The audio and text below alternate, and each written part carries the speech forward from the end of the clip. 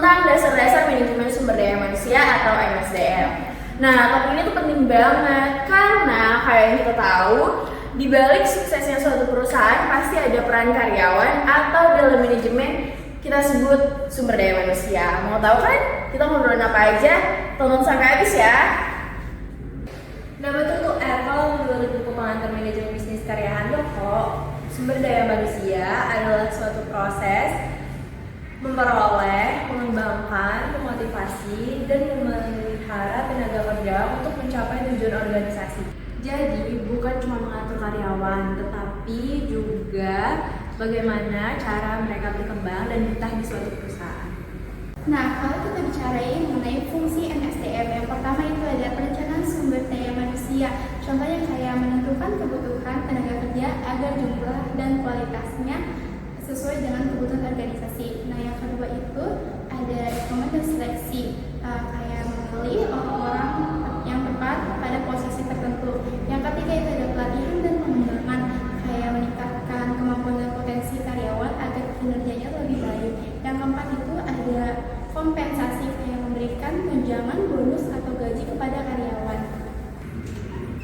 Nah, betul Vanessa. Jadi perusahaan sekarang tuh dalam proses seleksi dan rekrutmennya tuh gak cuma nilai lewat nilai akademik, tapi juga kompetensi dan kepribadian.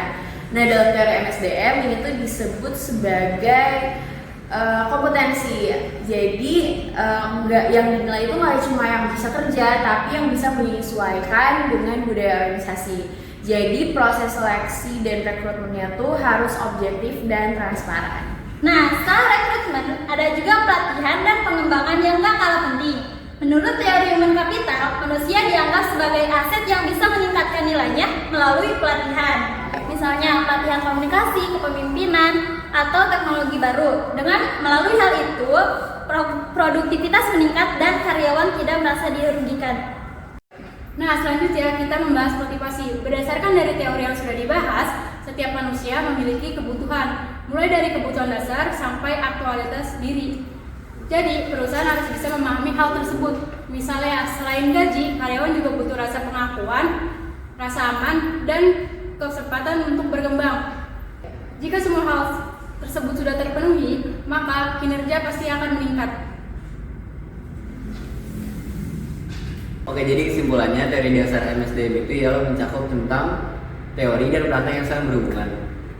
Teorinya itu membantu perusahaan pengelolaan sumber daya manusia dan prakteknya memastikan semua berjalan sesuai kebutuhan suatu organisasi tersebut.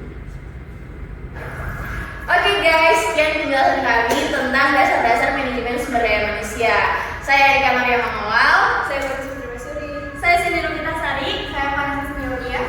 saya Faiza Nini. Saya Muhammad Atar.